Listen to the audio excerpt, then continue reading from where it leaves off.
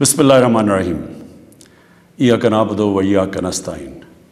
मेरे पाकिस्तानियों, ये जो पिछले हफ्ते हालात हुए, अफसोसनाक हालात, इसकी वजह से मैंने फ़ैसला किया कि मैं आपके सामने आऊँ। लेकिन सबसे पहले हमारा वो वाहिद मुल्क है जो इस्लाम के नाम पे बना था। इसका नारा क्या था? पाकिस्तान का मतलब क्या? ला इलाहा इल्लल्लाह। इस मुल्क के जो लोग हैं, और मैं सारा पाकिस्तान फिरा हूँ, चाहे वो गुनाहगार हों, चाहे वो अपने दीन पे सही माने पे अमल करें या ना करें, लेकिन हमारे नबी सल्लल्लाहु अलैहि वसल्लम लोगों के दिलों में बसते हैं। इसलिए जब भी कहीं भी दुनिया में उनकी शान में किसी किस्म की गुस्ताखी होती है तो हमें ये तकलीफ़ मिलती है। लेकिन क्योंकि मैं दुनिया फिरा हुआ हूँ, सिर्फ हमें नहीं तकलीफ़ मिलती, जो भी जहाँ भी दुनिया में मुसलमान बसता है उन सबको तकलीफ़ होती है। अब पिछले हफ्ते और ये जो अफसोसनाक हालात हुए, एक जमात ने ऐसे लगा ऐसे कि उनको शायद बाकी पाकिस्तानियों से ज़्यादा प्यार है अपने नबी से। देखें, वो जो TLP का जो मकसद है, जिसकी वजह से वो लोग बाहर निकाल रहे हैं, मैं आपको यकीन दिलाता हूँ कि वही मेरा मकसद है, वो मेरी गवर्नमेंट का मकसद है। हम भी उन्हीं की तरह चाहते हैं कि दुनिया में किसी मुल्क में हमारे नबी की शान में गुस्ताखी ना हो। सिर्फ हमारा तरीक़ाकार फ़र्क है।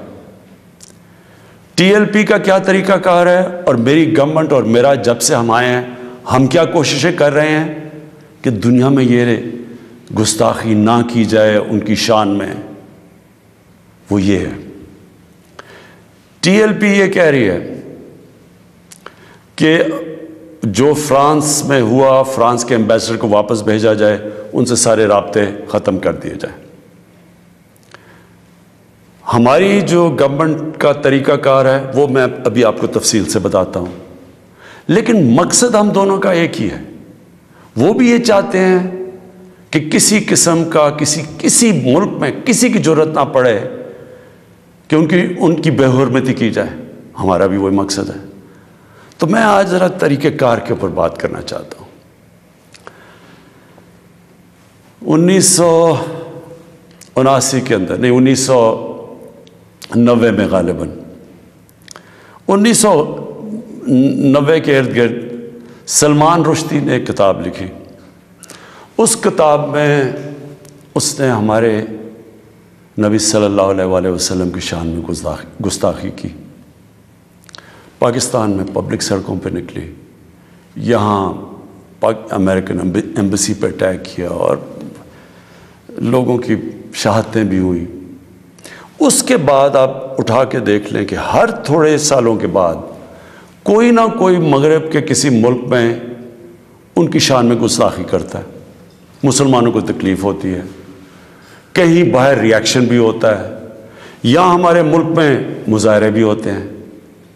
लेकिन ये हर थोड़े सालों के बाद यही सिलसिला आगे बढ़ जाता है।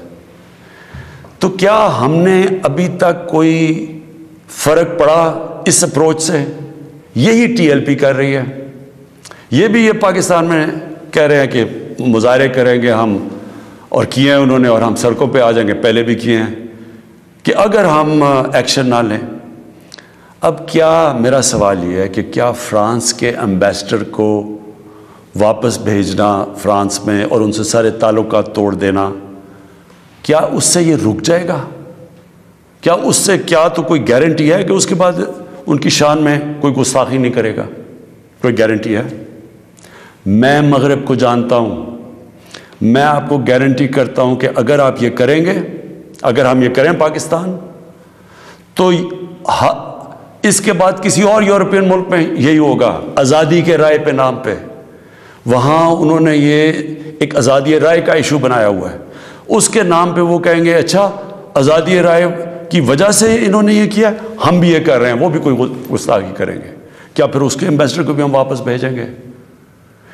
और 50 مسلمان ملک ہیں، کوئی بھی اس طرح نہیں کر رہا، کوئی وہاں کہیں مظاہرے نہیں ہوئے، وہ بھی نہیں کہہ رہے کہ ایمبیسڈر کو واپس بھیجو. تو اس کا پہلے تو کوئی فرق نہیں پڑنا لگا فرانس کو. لیکن میں آپ کو یہ بتاؤں پاکستان کو کیا فرق پڑے گا. سب سے بڑا فرق یہ پڑے گا ہمارے ملک کو کہ بڑی مشکلوں سے ہماری معیشت اٹھ رہی ہے. بڑی دیر کے بعد پاکستان کے اندر انڈسٹری اوپر جا رہی ہے، لارج اسکیل انڈسٹری بڑی دیر کے بعد اٹھ رہی ہے، نوکریاں مل رہی ہیں لوگوں کو. ہمارے ملک میں دولت میں اضافہ ہو رہا ہے، ہماری ایکسپورٹس بڑھ رہی ہیں، ہمارا روپیہ مضبوط ہو رہا ہے. بڑی دیر کے بعد روپیہ مضبوط ہوتا جا رہا ہے. جب روپیہ اوپر جاتا ہے تو مثلا پیٹرول اور ڈیزل سستا کیا ہے، باہر کی جو چیزیں ہم منگواتے ہیں وہ سستی ہونی شروع ہو گئی ہیں. جب ہم فرانس کے ایمبیسڈر کو واپس بھیج کے تعلقات توڑیں گے ان سے، اس کا مطلب کہ یورپین یونین سے ہم تعلقات توڑیں گے. اس کا مطلب کیا کہ جو ہماری آدھی ٹیکسٹائل کی ایکسپورٹس ہیں وہ یورپین یونین میں جاتی ہیں، تو اس کا مطلب آدھی ہماری ٹیکسٹائل ایکسپورٹس وہیں ختم ہو گئی. اس کا مطلب بے روزگاری، فیکٹریاں بند ہو جائیں گی. اور اس کے آگے کیونکہ آدھی ہماری مین ایکسپورٹ ٹیکسٹائل ہے، جب ٹیکسٹائل آدھی رہ جائے گی ایکسپورٹ، ہمارے روپے کے اوپر پریشر پڑے گا، روپیہ گرے گا، مہنگائی بڑھے گی، غربت بڑھے گی. تو نقصان ہمیں ہوگا، فرانس کو کوئی نقصان نہیں ہونے لگا. تیسری چیز اب ہم نے اس کے اوپر جب یہ ہوا تو میں پہلے ذرا آپ کو تھوڑی تفصیل پیچھے بتا دوں. یہ ہم 2-2.5 مہینے سے لگے ہوئے تھے، ہماری گورنمنٹ TLP سے مذاکرات کر رہی تھی. ہم ان کو یہی چیزیں سمجھا رہے تھے کہ اس سے نقصان ہمیں ہونے لگا ہے، ان کو نقصان نہیں ہوگا، ہماری عوام کو نقصان ہوگا. مذاکرات چلتے جا رہے تھے، انہوں نے کہا جی اسمبلی میں رکھو، اور اسمبلی جو فیصلہ کرتی ہے. ہم نے فیصلہ کیا ٹھیک ہے ہم اسمبلی میں یہ رکھتے ہیں. لیکن ہم پھر دیکھنا شروع کیا کہ ان کی موبلائزیشن نیچے ہو رہی ہے، ان کی تیاریاں ہو رہی ہیں اسلام آباد آنے کے لیے. ایک طرف مذاکرات چل رہے ہیں، ایک طرف اسلام آباد آنے کی تیاریاں ہیں. پھر ابھی مذاکرات چل رہے ہیں اور ہم نے یہ فیصلہ کیا ہوا تھا کہ ہم اسمبلی میں رکھیں گے اس ایشو کو. تو پتہ چلا کہ انہوں نے پہلے اناؤنس کر دیا کہ جی اب تو فرانس کا اگر ایمبیسڈر آپ واپس نہیں بھیجیں گے تو ہم سارے اسلام آباد میں دھرنا دیں گے. تو یہ اس کے بعد یہ ہماری بات چیت ٹوٹی. اس کے بعد پھر یہ اریسٹ ہوئے. اب میں صرف آپ کو بتانا چاہتا ہوں کہ اس سے اب تک ہوا کیا ہے ہمارے ملک میں. ذرا دیکھ لیں کہ ہم نے اپنے آپ کو کتنا نقصان پہنچایا. اب تک 40 پولیس کی گاڑیوں کو جلا دیا گیا، لوگوں کی پرائیویٹ پراپرٹی کے اوپر کئی لاکھوں کروڑوں روپے کا نقصان ہوا ہے. 4 پولیس والے شہید ہوئے ہیں، 800 سے زیادہ پولیس والے زخمی ہوئے ہیں. پہلے دن جب شروع ہوا تو تقریباً 100 سڑکیں بلاک کر دی. اس سے جو عوام کو نقصان ہوا، اس سے کئی جو آکسیجن کے سلنڈرز نہیں جا رہے تھے، بیچارے جو کرونا کے مریض ہیں ان میں اموات ہوئی. اور پھر باہر سے کود پڑے لوگ، ہمارے پاکستان کے دشمن. ابھی تک ہم نے جو 4 لاکھ ٹویٹس کو انالائز کیا ان میں سے 70% فیک اکاؤنٹ سے تھی. مثلا پروپیگنڈا، جس طرح یورپین یونین کی ڈس انفارمیشن لیب نے جب بتایا کہ ہندوستان کی کوئی 600 سائٹس ہیں، فیک سائٹس، میڈیا سائٹس، جس سے وہ فیک نیوز اور پروپیگنڈا کر رہے ہیں پاکستان کے خلاف. تو یہاں بھی ہمیں پتہ چلا کہ 380 ہندوستان کے انڈیا کے گروپ تھے جو کہ واٹس ایپ سے فیک نیوز چلا رہے تھے کہ سول وار ہو گئی پاکستان میں. ہماری پولیٹیکل پارٹیز، مجھے افسوس سے کہنا پڑتا ہے کہ وہی JUI جو فضل الرحمان کی پارٹی، وہ بھی بیچ میں شامل ہو گئی کہ کسی طرح گورنمنٹ کو ڈی سٹیبلائز کریں، ملک کو نقصان پہنچائیں. ساتھ وہ نون لیگ. اب ان سے میں پوچھتا ہوں کہ جب یہ سلمان رشدی نے کتاب لکھی تھی تو نواز شریف تو پہلی دفعہ پرائم منسٹر بنے تھے، کتنی انہوں نے سٹیٹمنٹس دی تھی. کتنی دفعہ انہوں نے کسی فورم میں کہا تھا کہ اس نے بڑا غلط کام کیا، مسلمانوں کے دلوں کو تکلیف پہنچائی ہے؟ کتنی دفعہ کسی بھی مسلمان ہیڈ آف اسٹیٹ نے کسی انٹرنیشنل فورم پہ اس پہ بات کی تھی؟ تو آج ان کے ساتھ مل گئے ہیں صرف انتشار پھیلانے کے لیے۔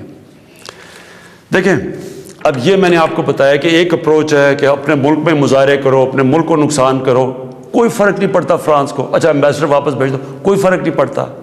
اب یہ سنیں کہ میری اپروچ کیا ہے۔ مقصد تو ہمارا ایک ہی ہے۔ ہم کیا چاہتے ہیں کہ ہم یہ چاہتے ہیں کہ یہ جو ہر تھوڑے سالوں کے بعد ہمارے دلوں کو تکلیف پہنچائی جاتی ہے، اس کی دوسری اپروچ کیا ہے، یہ اب سنیں میری اپروچ کیا ہے۔ دیکھیں، میں پھر سے آپ کو بتاتا ہوں، مغرب کو میں سب سے بہتر سمجھتا ہوں، میری بڑی زندگی گزری ہے وہاں، میں ان کی سوچ کو جانتا ہوں۔ دیکھیں، سب سے پہلے جو کوشش کرنی چاہیے، جو ہم نے کی ہے، اور میں ابھی بتاتا ہوں ہم نے کیا کیا کوشش کی ہے۔ اچھا، میں یہ پہلے بتا دوں، سب سے پہلے جون 2019 میں 14ویں جو سمٹ تھی OIC کی، وہ پہلی دفعہ جا کے میں نے اسلاموفوبیا کی بھی بات کی، اور میں نے یہ بات کیا کہ جو مغرب کے اندر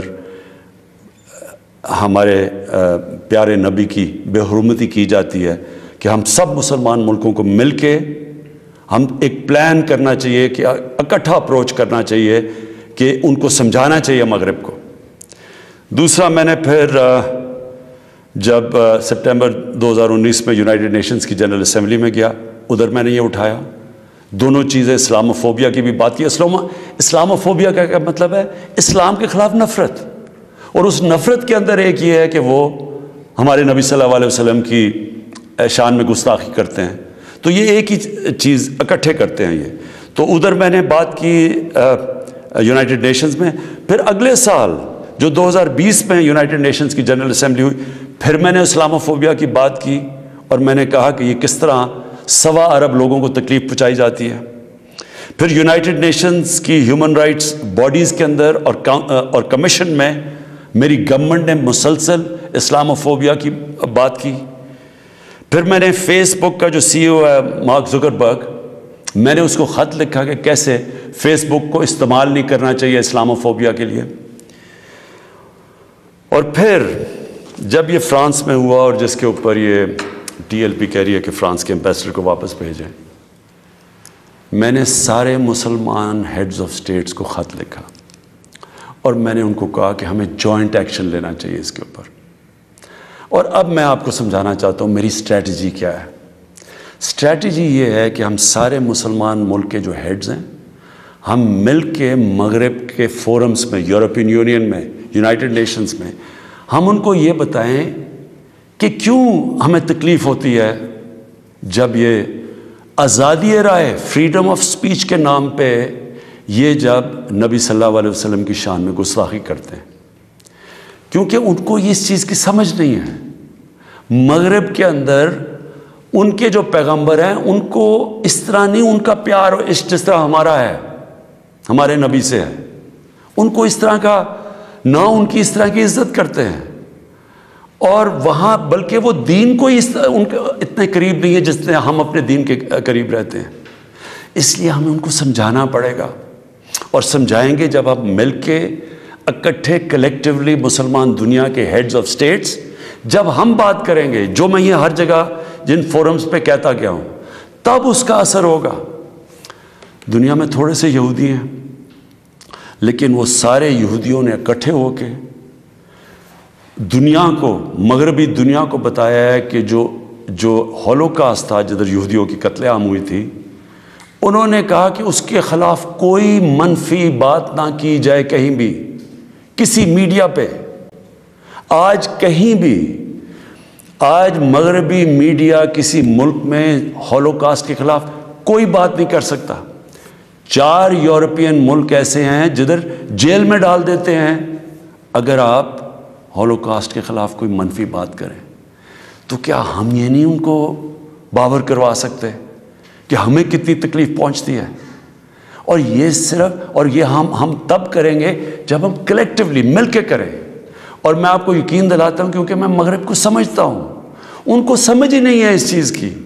جب ہم پروٹیسٹ کرتے ہیں، جب ہم مظاہرے ہوتے ہیں، وہ سمجھتے ہیں مسلمان آزادی رائے کے خلاف ہے، اور وہ پھر بجائے اس کو سمجھنے کے وہ پھر اور کوئی جان کے شرارت کرتے ہیں ہمیں تکلیف دینے کی۔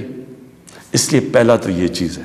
اور دوسرا میں جو کہنا چاہتا ہوں وہ یہ، دوسرا طریقہ کیا ہے کہ جب ایک 50 مسلمان ملک مل کے یہ کہیں گے کہ اگر کسی ملک میں سے اس طرح کیا گیا تو ہم سارے مل کے ان کا ٹریڈ بوائیکاٹ کریں گے، ان کی ہم چیزیں نہیں خریدیں گے، اس کا اثر ہوگا۔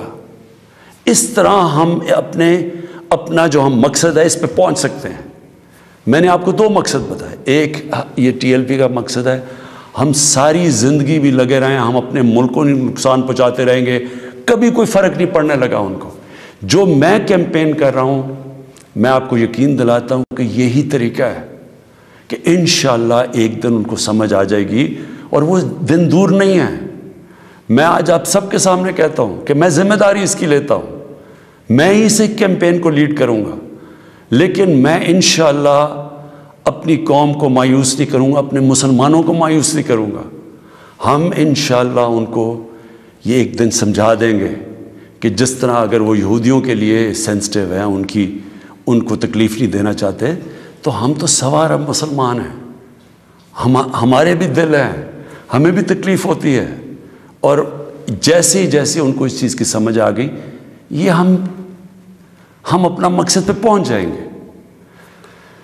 آخر میں اپنے علماء ان کو خاص طور پہ کہنا چاہتا ہوں کہ آپ کو اس میں ہمارے ساتھ مل کے، میرے ساتھ مل کے میری تائید کرنی چاہیے، ہماری مدد کرنی چاہیے، کیونکہ یہ جو چیزیں یہ جو ہو رہے ہیں ہمارے ملک کو نقصان پہنچ رہا ہے، اس سے تکلیف پہنچتی ہے۔ ہماری پولیس سے جو ہوا ہے، 800 پولیس انجر ہوئی ہے، جو ان کو کئی ہسپتالوں میں پڑے ہوئے ہیں، تو اس سے کس کو فائدہ ہوا ہے؟ کیوں ہندوستان کی یہ جو ویب سائٹس ہیں جو اس کے اندر کود پڑی ہیں، یہ دشمنوں کو فائدہ ہوا ہے؟ قوم کو کیا فائدہ ہوا اس سے؟ قوم کو تو صرف نقصان ہوا ہے، اور جو مقصد ہے ہمارا اس سے تو اس پہ نہیں پہنچ رہے ہم۔ کوئی فرق نہیں پڑے گا کسی مغربی ممالک کو جو مرضی ہم اپنا ملک کا نقصان کریں، جرم کہیں اور ہو، ہم اپنے اوپر خودکش حملہ کر دیں، یہ کون سی عقل اور سمجھ ہے؟ تو میں آپ سب کو کہوں گا، اپنی قوم کو کہوں گا کہ یہ ٹائم ہے اکٹھے ہونے کا۔ ہمارا ملک بڑی مشکلوں سے ایک اس طرف نکل رہا ہے کہ ہم اب اوپر آنے والے ہیں، ہماری معیشت اٹھ رہی ہے، لوگوں کو روزگار مل رہا ہے، ہمارا روپیہ مضبوط ہو رہا ہے، ہمارا ملک کا ڈائریکشن ٹھیک ہے۔ تو یہ ٹائم اپنے ملک کو نقصان پہنچانے کے لیے نہیں ہے، یہ صرف ہمارے ملک کے دشمن ہمیں نقصان پہنچائیں گے۔ ہم سب کو اب اکٹھے ہو کے اللہ کا شکر ادا کرنا چاہیے کہ ہم یہ 2 سال بڑے مشکل وقت سے گزرے ہیں، حالانکہ ہمارے پاس اس وقت کرونا کا ایک تیسرا ویو آیا ہوا ہے، اس کے اوپر ہمیں سب کو مل کے SOPs پہ چلنا چاہیے، اللہ سے دعا کرنی چاہیے کہ ہمیں اس مشکل سے بھی نکال دے، اور پھر اس کا شکر ادا کرنا چاہیے کہ یہ ہم 2 سال کے بعد ایک قوم، ہماری معیشت اٹھ رہی ہے، تو ہم اس کو نقصان نہ پہنچائیں۔ پاکستان پائندہ باد۔